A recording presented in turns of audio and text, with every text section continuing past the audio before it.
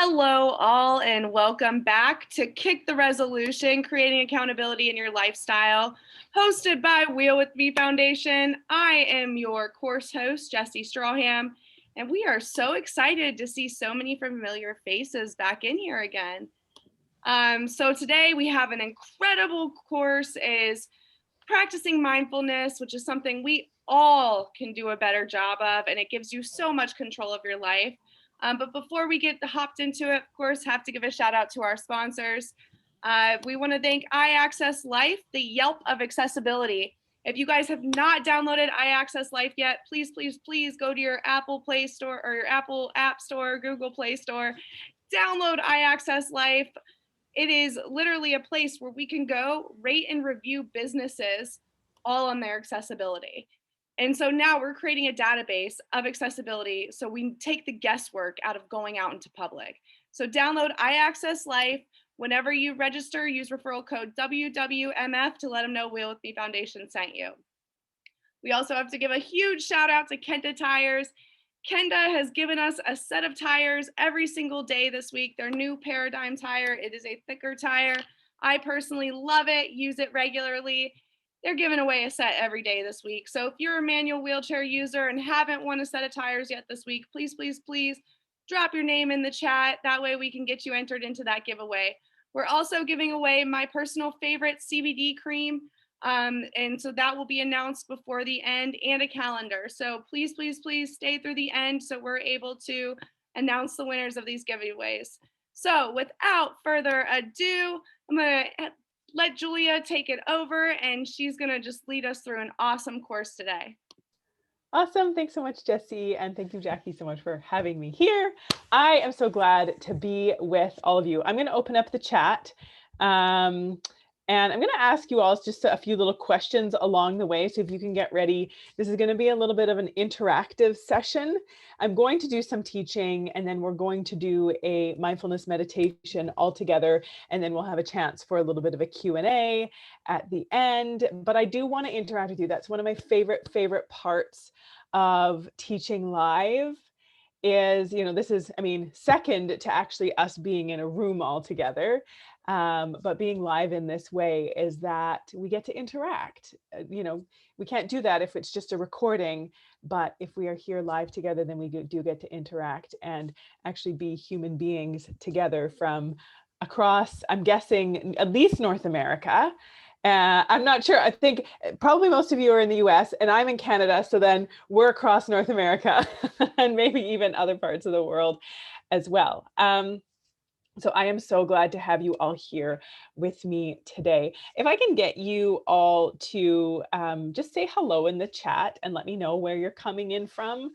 I like to just sort of know. I like to, these little touch points, especially during a pandemic when we're all so much more separated. Being able to just have these extra little touch points makes a difference. Victor from New Jersey, and Jenny from Chicago, and David from, is KY Kentucky? Okay, thanks. I'll do my best with my American state abbreviations. Wait, we missed someone coming up here. Wisconsin and Chicago and Indiana and Minnesota and Millie in New Jersey and Beth in Georgia. I have another Canadian here. Hey, Chris in London, Ontario.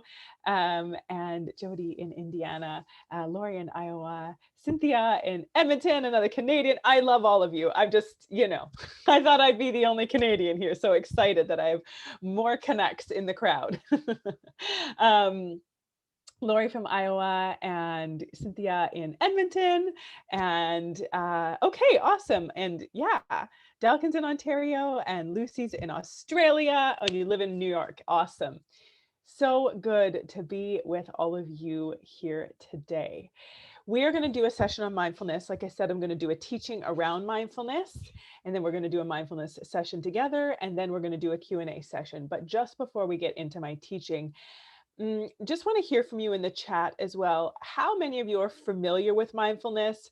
Give a 1 if you're like, yeah, totally down with mindfulness, meditate regularly. right on board. Give me a number 2 if you're like, I've kind of heard the term before and I sort of understand it, but it's a little bit, not one of those things that I've really learned a lot about. And then give me a number 3 if you're like, no idea about any of it, heard the term, no, nothing. So just want to hear. Okay, so a lot of 2s, a few 3s. Okay, mostly 2s. I saw a few 1s there at the beginning. So hopefully I'm going to be able to just help you, confirm something you already know, hopefully teach you a little bit of something extra if you're a 1. And then also for the 2s and the 3s, I think you will get a lot out of our session today. So just to clarify a few things, when it comes to talking about mindfulness, mindfulness is both a way of life and it's also an intentional practice. So you can engage in mindfulness exercises, mindfulness meditations, where you're sitting down, putting aside some time, spending 2 minutes, 5 minutes, 10 minutes, 20 minutes, an hour, practicing going through an actual mindfulness exercise. And that's how we commonly understand mindfulness is, through this concept of planned, executed meditation. But then there's also the other aspect of mindfulness where it really becomes a completely changed and an altered way of interacting with the world. Becoming a more mindful person is about learning how to take a step back and engage in the process of observation. So what this means is that, we're going around the world, existing the way that we do and interacting with the world, reacting to the world, and kind of doing it unconsciously. We're just sort of going around, something happens, we react to it, we deal with it, we move on from it, and we just kind of go. Someone says something, we feel something, we experience something, and then we just sort of deal with it, react to it or whatever, and then keep going. But mindfulness is really about taking a step back and learning how to observe our existence. And as far as we know, human beings are the only beings who have conscious thought. So what this means is we are the only beings who can think about ourselves thinking.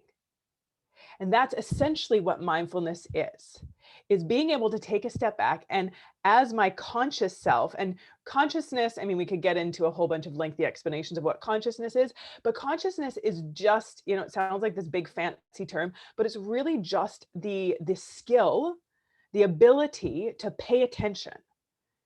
Right? As me, this conscious being, I can see my brain reacting to things. I can see these thoughts that come into my head. I can observe and notice these feelings that are happening in my body. It's just the practice of being able to notice what's happening in and around me in sort of a removed way. If you can imagine just sort of this bird's eye view, our conscious being is this bird's eye view.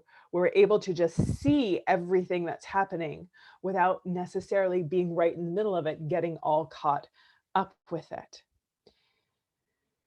There's a really kind of poignant saying that'll help to encompass this whole concept. And it's the saying of, I am not my thoughts. I am the thinker of my thoughts. I am the being who is thinking my thoughts, and I am not my emotions. I am the experiencer of my emotions. I am the being that is experiencing my emotions.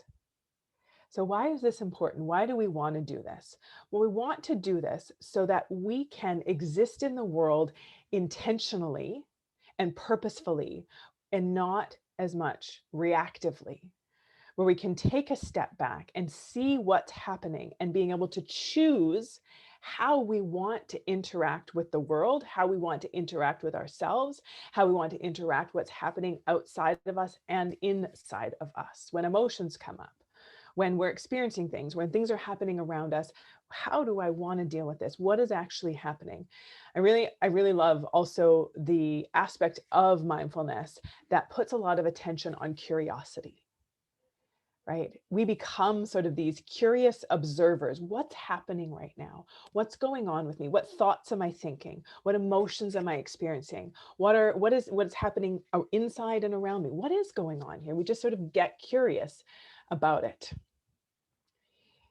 It's also the practice of learning how to be less judgmental, right? If we can take a step back and just see what's happening without judging it, without stating whether or not this thought or this feeling is right or wrong or good or bad, then I can do so much more with it if I'm not sitting here judging myself for feeling it. I'm not saying that this is easy, and this is definitely why it's called a mindfulness practice, because we practice on learning how to observe our human experience and choosing how we want to interact with the world.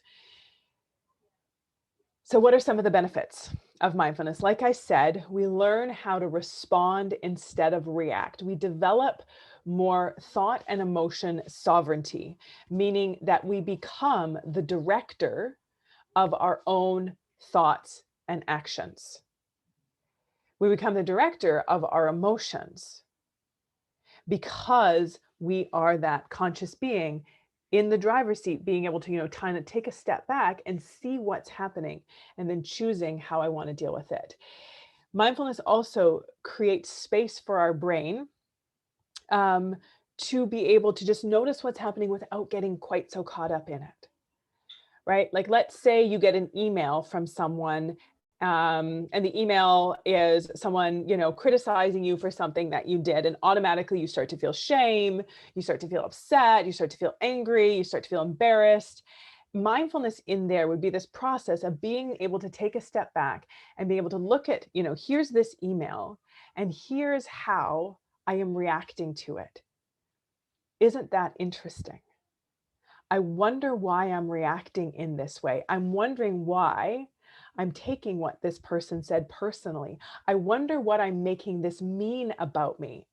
I wonder why I'm believing that just because it's what they say, that it must be true. Isn't that interesting that my brain is taking these words and making me feel terrible about it by making it mean something about me? So that's just one example, but that's essentially what mindfulness is being able to get curious. Oh, isn't that interesting that this is how I am reacting to this? I wonder why. I wonder why that bothered me. I wonder what, pain or shame or wound that hit.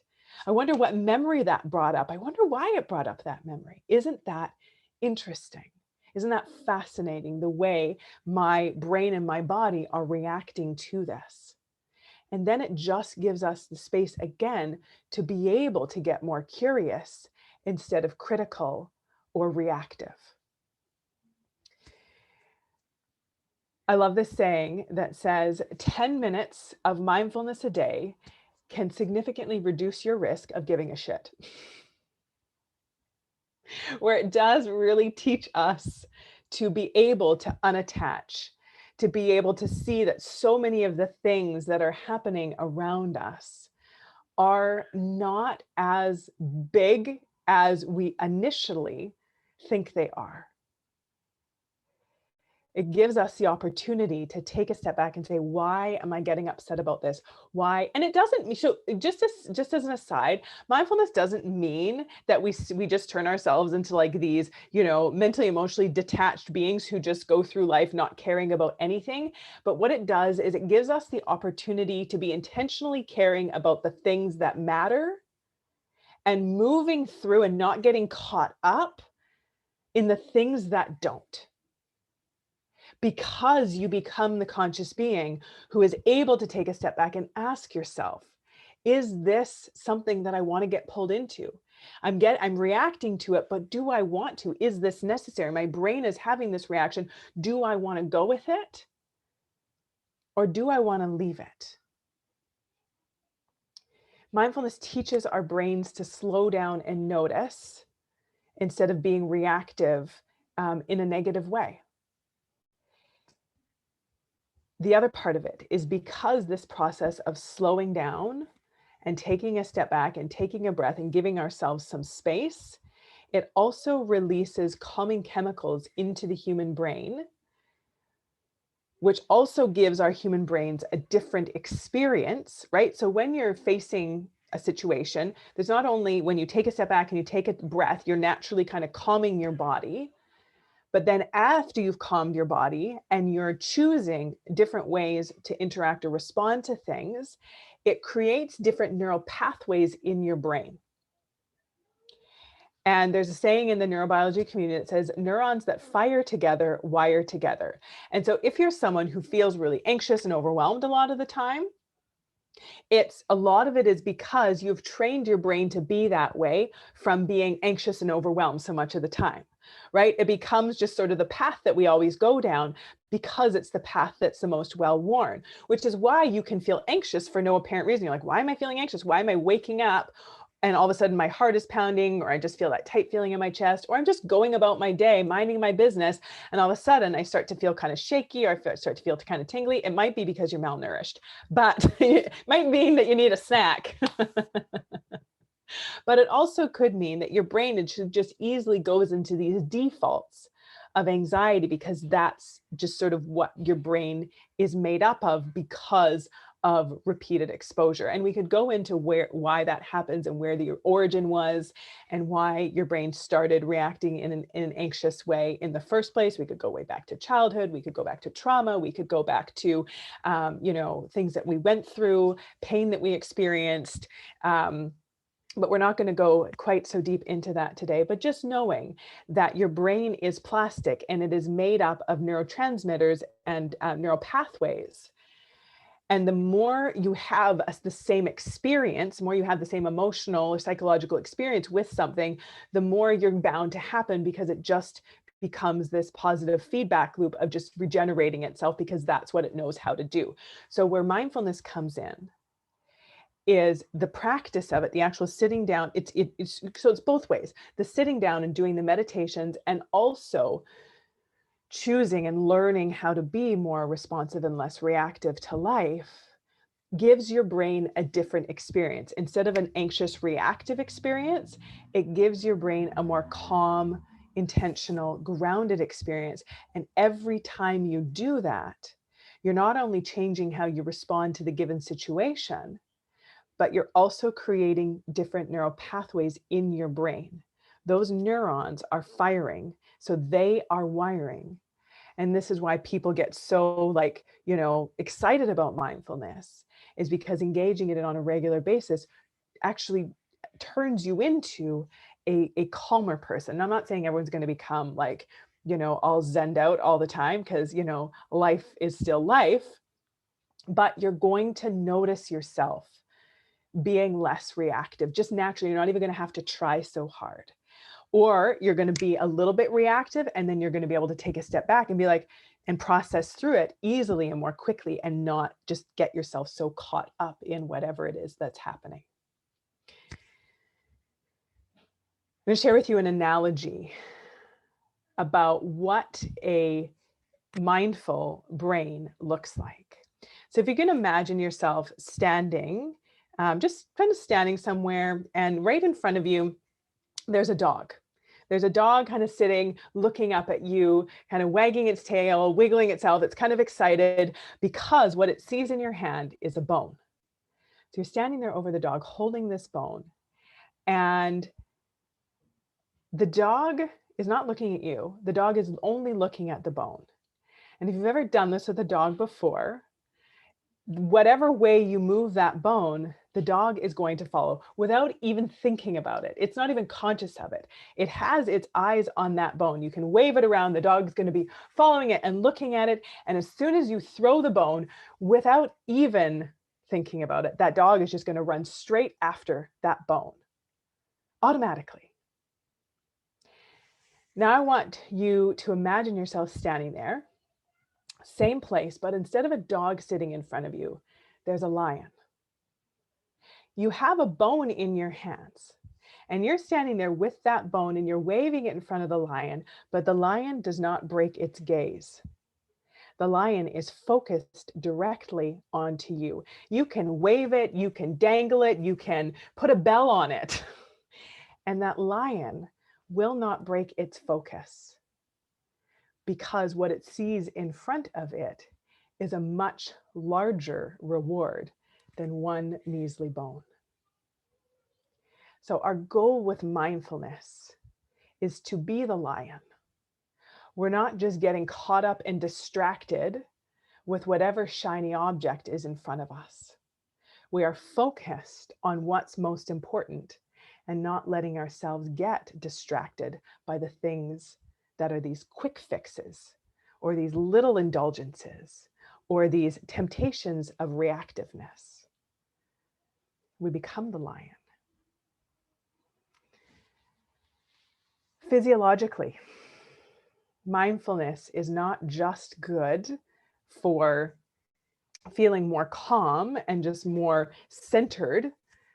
It's also good for our physical being. It has been shown scientifically to reduce blood pressure, to help with chronic pain, to help with sleep disorders, eating disorders, substance abuse, stress, anxiety, depression, low self-esteem, self-doubt, and panic. And those are just a few.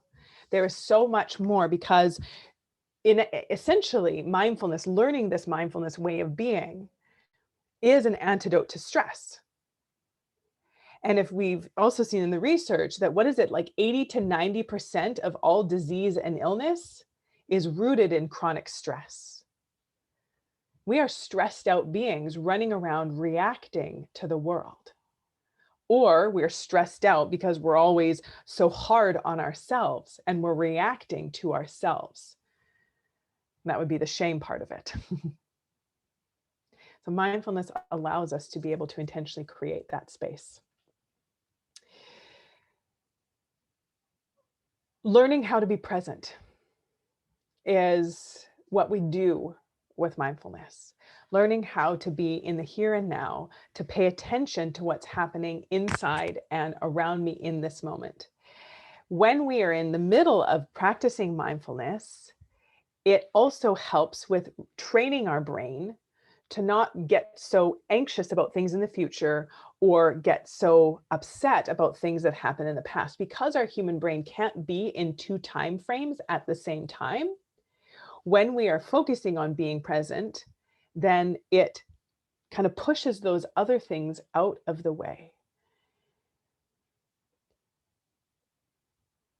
So much of our suffering comes from our thoughts about worries about the future and regrets from the past. But for most of us, outside of immediate physical pain or being in the middle of a traumatic experience, most of us, if we are to just pay attention to the here and now and just be present with the here and now, most of us are okay. Most of us are complete. There's no problem. In this moment, aside from my thoughts of the future, my regrets from the past, in this moment, I am okay. True or not true? In this very moment, aside from my thoughts, I am okay. I might even be completely fine. But it is our thoughts that take us away from that. And it's not realistic to say that you can be, in the present moment 24/7, but that's not to worry. Your brain is not going to allow you to do that. It's not wired for that. However, we can do some rewiring of parts of it so you give yourself that alternate experience, especially when you're starting to get stressed or you're starting to get anxious, to take a second and be like, okay, what is the problem? Is there an actual problem in this moment, or is it the anticipation of a potential problem that is causing my distress right now? Am I okay right now? And that's practicing mindfulness, by being able to bring ourselves to the present, being able to breathe, being able to notice what it feels like to exist in this moment as a conscious being, and connecting with our breath as we breathe in life.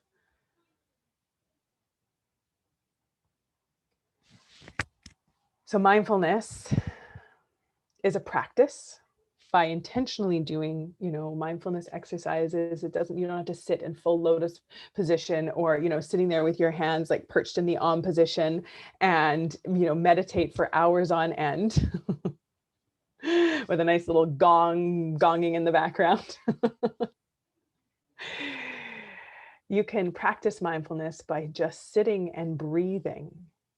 And as your brain wanders, bringing it back to present and just noticing and paying attention to just what it feels like to breathe and to be in this moment. You don't need any fancy equipment. You don't need any special recordings, although, especially when you're starting out with mindfulness, I find it easier to do guided mindfulness exercises. It just helps me to stay focused, because our brains just naturally wander. So it just helps to be able to bring it back to the present.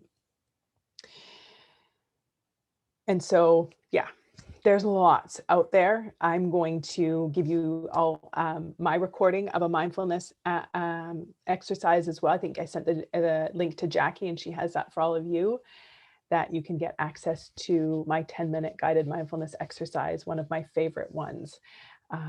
That it's funny, I have people that email me and say, I do this one every day, the same one. I know there's others out there, but I really like, Jackie's putting her hand up, right? This, yeah, it's just one of them. And I'm going to lead you through a similar one today live.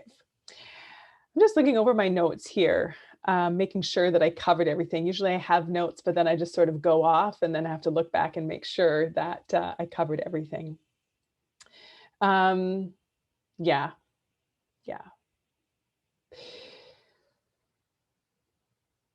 I just want to see the comments here.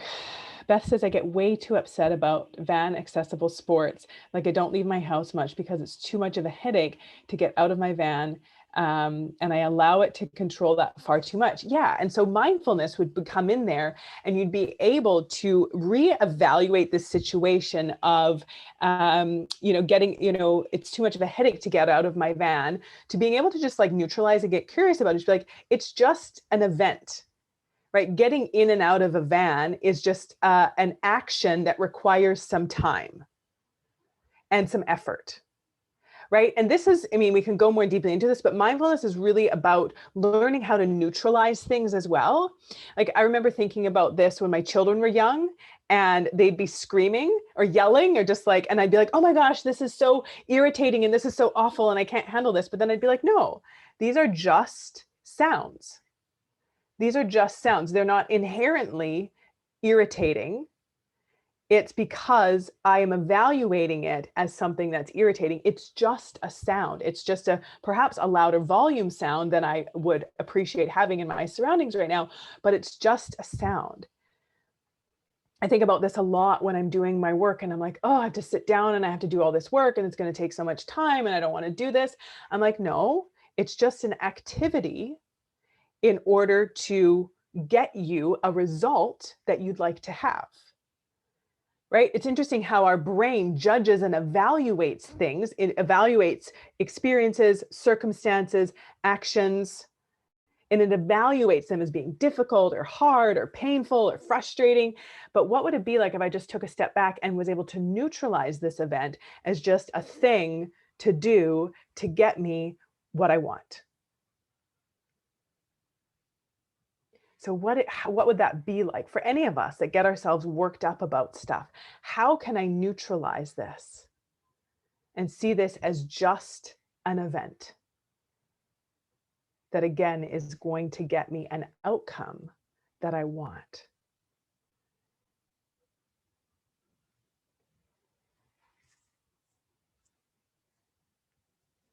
So often we see things as problems that aren't problems. They're just things that I may not love doing, but I'll probably be more okay with it if I don't see it as a problem, if I just am able to see it as a thing.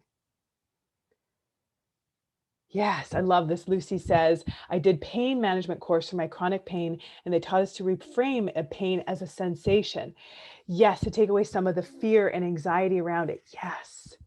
That's it, right? It's so often, I was going to talk about this too. We have these experiences, right? We have these emotions, we have these sensations, we have these thoughts that go through our heads. And, in and of themselves, they're probably not our favorite thing, but they're not but sorry, they become so much bigger when we judge and evaluate them. Right? So it's like, I'm having this pain in my body. Oh my gosh, this is so awful. This feels so bad. When is it going to end? What am I going to do about it? How long is it going to last? I can't handle this. This is too much. Right? And then you get all worked up about it, which exacerbates the pain. So now instead of being like, wow, I'm feeling this uncomfortable sensation in my body.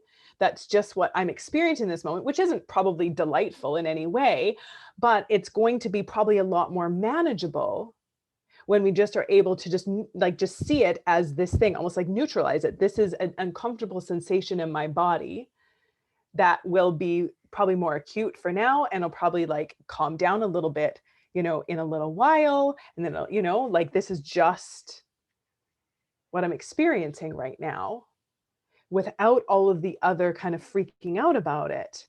That's what often becomes the debilitating experience, the overwhelming experience. Right? Even like, if you're feeling anxious and you're like, oh, like I'm feeling kind of anxious right now. Oh no, what's wrong? Why does this always happen? How am I going to deal with this? Why do I always feel this way? What's wrong with me? This is so awful. And then it goes from just like, oh, the experience of anxiety is probably a rapid heart rate, maybe a little kind of flipping feeling in my stomach, which is actually not that big of a deal. But as soon as I create all this judgment and evaluation around it, it becomes overwhelming and often debilitating. So mindfulness isn't about taking away our human experience. It's about learning how to not get so caught up and worked up about it. And then that allows it to be more manageable. I can deal with this. I can handle this. I can let this pass, or I can be with it while it's here. So now I just want to invite you all, we're going to get into our mindfulness exercise, and then you can ask any questions that you have, and we can have a bit of a discussion after that. So for all of you who are here, and even if you're watching on the recording, to just take a moment to make yourself comfortable. And you can close your eyes if you're comfortable doing that. And if not, just feel free to fix your gaze on something neutral, non-distracting in the space that you're in. And as you find a little bit of calm, I want you to notice what it feels like to breathe. Wherever you are, whatever it is that's going on, whatever it is that you're anticipating for tomorrow or thinking about that happened today, I want to invite you to just bring your attention to your breath and what it feels like to breathe.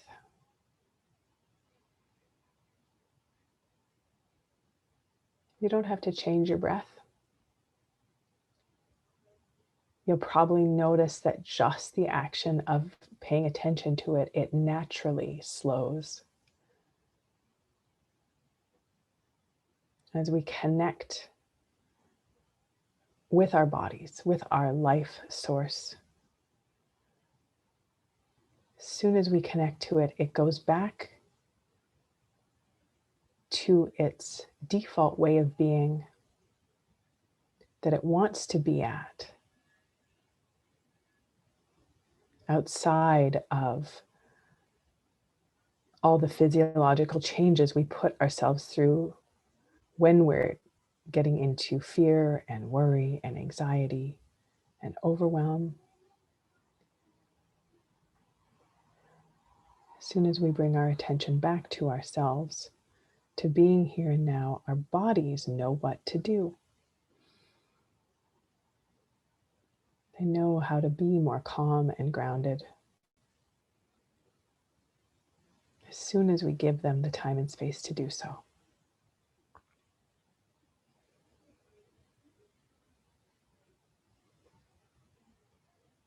Doesn't matter how you breathe. If you want to breathe in through your mouth and out through your mouth, in through your nose and out through your nose, in through your mouth and out through your nose, or in through your nose and out through your nose, out through your mouth.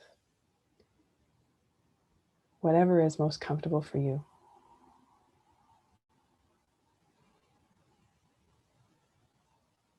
as you notice what it feels like to breathe.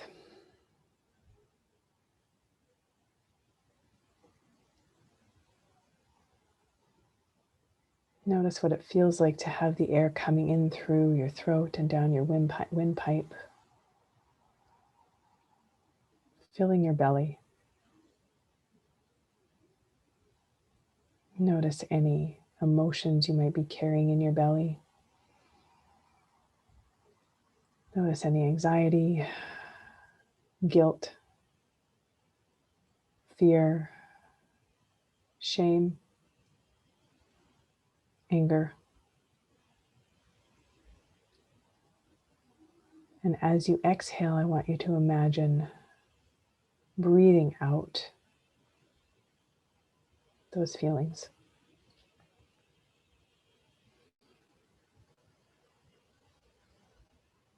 Letting yourself in this moment connect with being okay.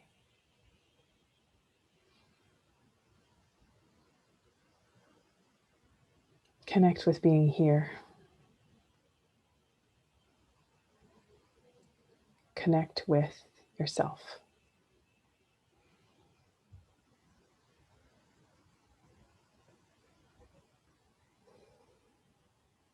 Notice any tension you might be carrying in your face.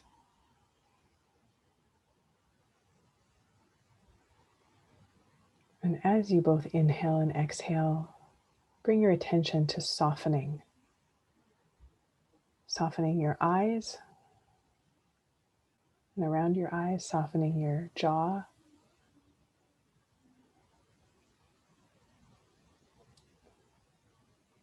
Bringing the oxygen into your brain. Noticing what it feels like as it softens and opens and relaxes.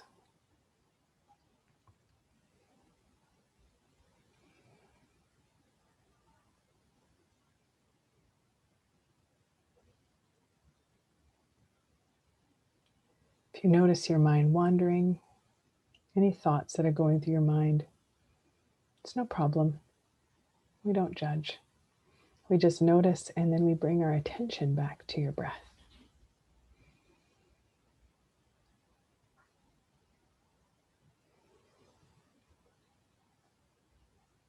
If you do have any thoughts going through your head, you can picture those thoughts as words made up of letters strung together as sentences that we use to understand and make sense of our lives and the world. And just notice those thoughts as those words. And as they come into your mind, I want you to imagine putting them on, each word on the leaf of a big, beautiful oak tree in the middle of fall. And the leaves are yellow and golden and orange and red. And one word at a time, place each word onto a leaf and then watch it with the gentle weight of that word. Watch the leaf break away from the branch and gently float off in the breeze.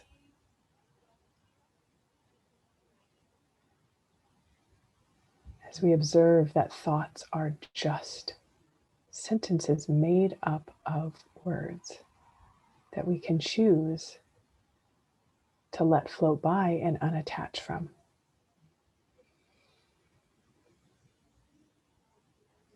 As you notice what it feels like to breathe.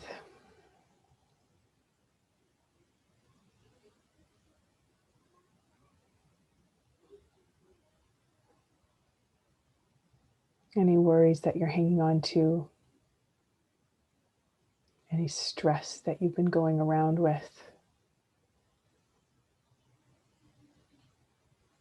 take those thoughts of anxiety, those thoughts that are bringing on the stress, and place each word or even each thought onto a leaf,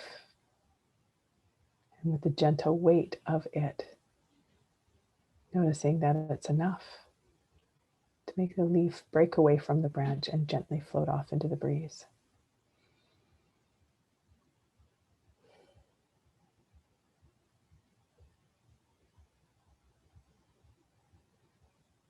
This thought is just a thought.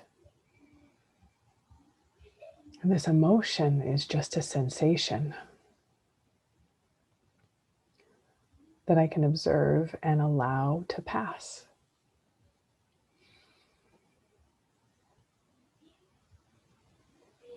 As you notice what it feels like to breathe.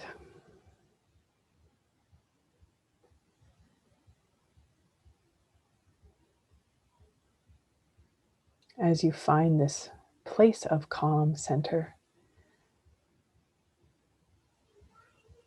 to notice any emotions that are coming up.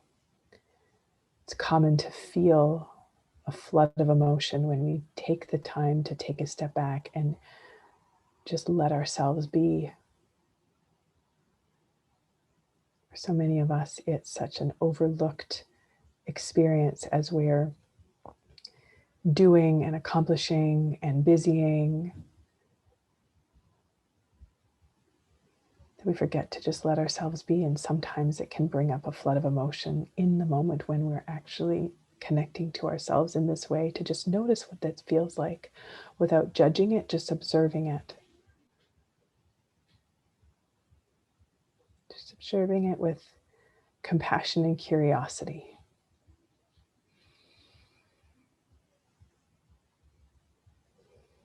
As you allow yourself to breathe,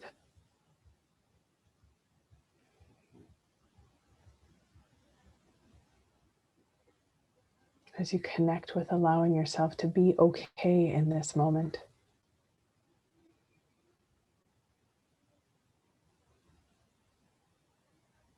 And notice what it feels like to breathe.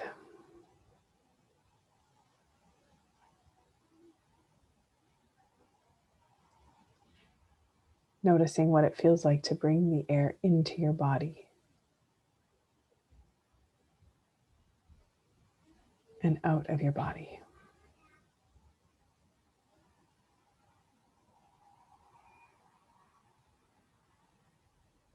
This life-giving force that none of us has to think about, that just happens on its own.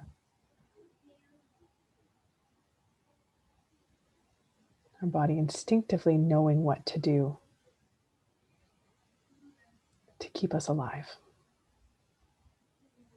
to experience this time that we're here on this earth with all of the ups and the downs, the pain and the pleasure, the heartache and the joy, the love and the loneliness, all of it encompassing our human experience.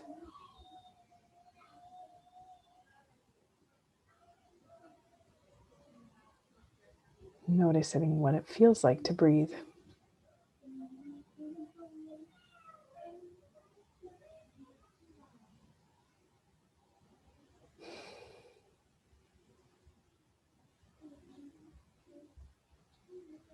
Now I want to invite you, when you're ready, to take one more breath and then bring your focus back to this moment, back to our group. And hear my kids singing in the background. I think this microphone picks up a lot of background noise. Right, Jessie says it's our meditation music. The room that I'm in is right by the front door, and I think they're just getting ready to go out to the park with our nanny. And so, singing away as they get their shoes on.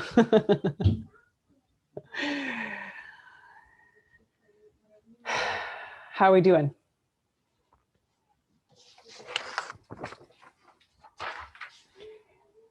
Checking in, noticing what you're feeling like. And also noticing too that, for some people, especially if you deal with a lot of anxiety, sometimes just, first time, or sometimes when you're doing a mindfulness exercise or meditating, a lot of anxiety can come up. and it can be hard to calm it. And again, the practice of mindfulness is just allowing that to be okay without judging it, just observing, I'm feeling really anxious right now and I'm having a hard time calming, and that's okay, right? Mindfulness just sort of goes with the premise that everything is okay. It's all part of being human. I'm not here to judge it. I'm here to get curious about it and experience it. Yeah. Naomi says, I always love the idea of meditation, but I struggle the entire time to keep my brain to stay in the moment. Absolutely. And that's completely normal. So I want to actually teach you. My son just taught this to me the other day, which I think is a brilliant exercise.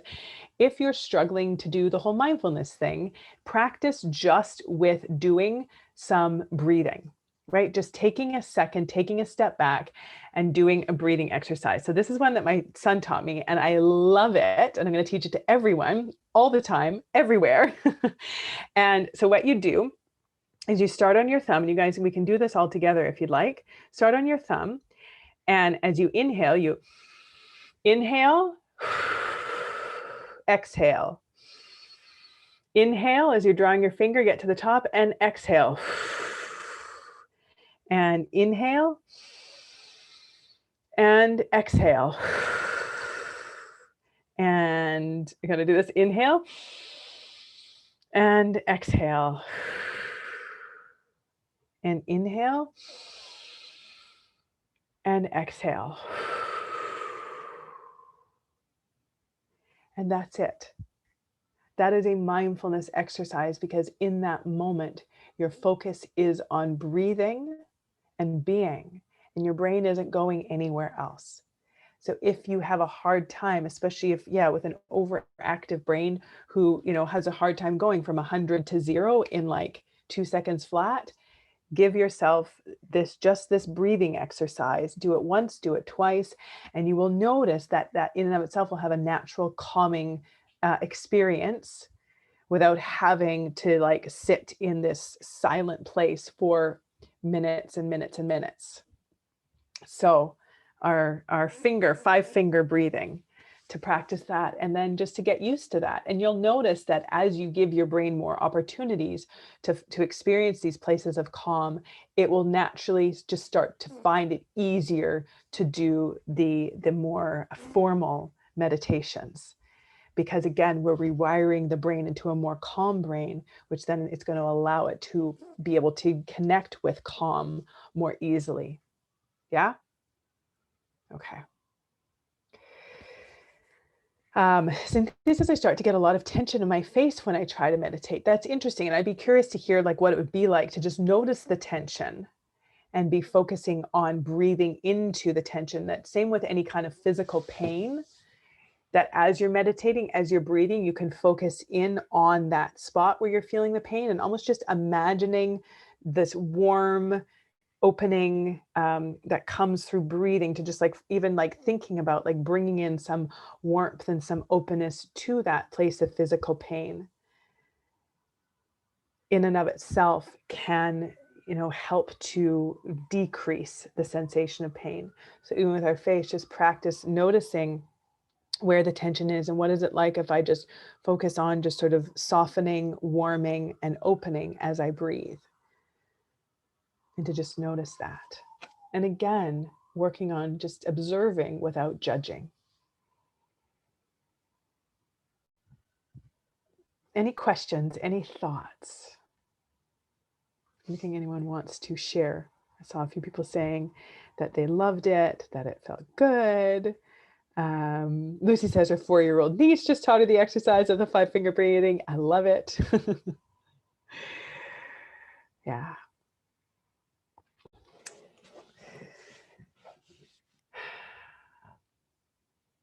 So mindfulness, I mean, yeah, Jackie has mine there that you can grab. There's meditation, there's mindfulness apps that you can subscribe to. Just sitting and letting yourself breathe. And then also just beginning the practice of observing your thoughts and emotions by just even saying this simple sentence: I notice I'm having the thought that, or I notice I'm having the physiological experience of, whether it's right or wrong or good or bad or healthy or unhealthy or helpful or unhelpful. This is just the experience that I'm having in this moment, and I notice it. I notice I'm having the thought that, I notice I'm having the feeling of, I'm noticing I'm having the sensation of. Oh, awesome. Brianna says, I have a mindfulness meditation podcast that I love. Yes, and it's been such a good tool. Yeah. Yeah, Brianna, share with us what that is. I have a Jackie. Yeah, Jackie mentioned there, I have a YouTube channel as well that it's not focused on mindfulness of like, I think I only have maybe 2 or 3 actual mindfulness exercises on there, but so much of what my teaching is, I do a combination of mindfulness, of thought work, and self-compassion.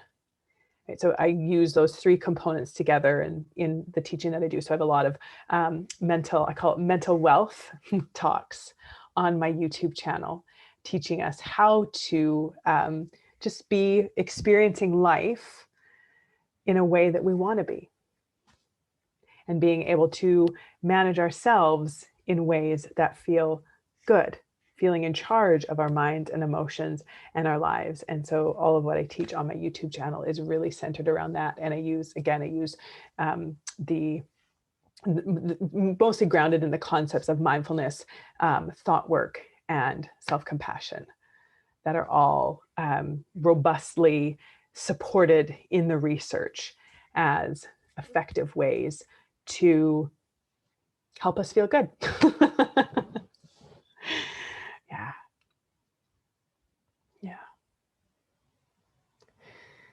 Yeah. Duncan says, my sign is Leo and I just became a lion tonight. I love it. That's awesome.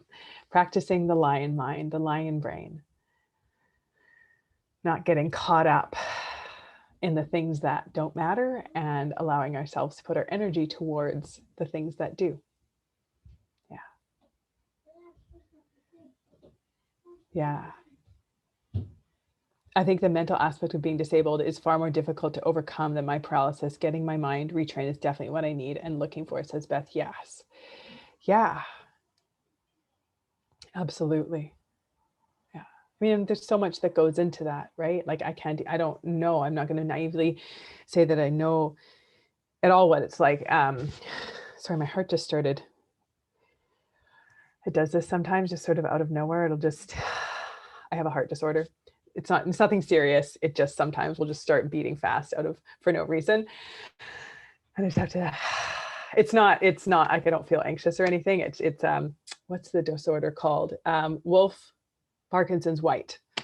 Where yeah, my heart will just start, it's not dangerous. I've done EKGs and all kinds of stuff. It just, the wiring goes off a little bit sometimes. It's okay.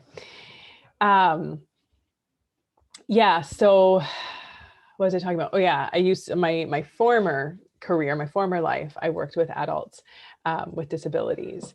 And so, yeah,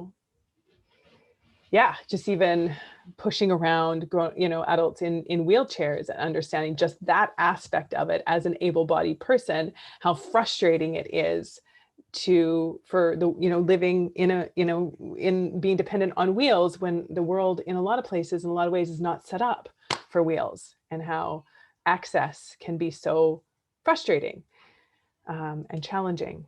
So even just that one aspect. So yeah, working on mindfulness, working on managing our minds. We don't always have control over our circumstances, but we always have choices within them. One of my favorite quotes hang on, I'm going to pull it up so I don't butcher it. Just one second.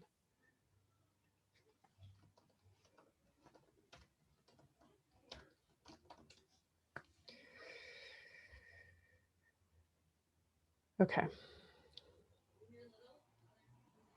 So I'll post it in the group because I've got it here and then I'll be able to read it.